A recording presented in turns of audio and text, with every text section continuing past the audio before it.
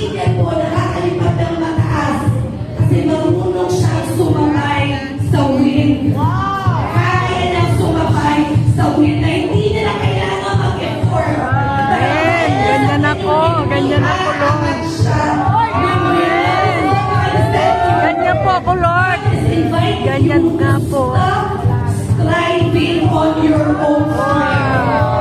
Begin depending on Him. Hindi ka na pinagtatrabaho harder, but He is promising to renew your strength. One day at a time. And you will fly higher than ever before. Receive it in Jesus' name.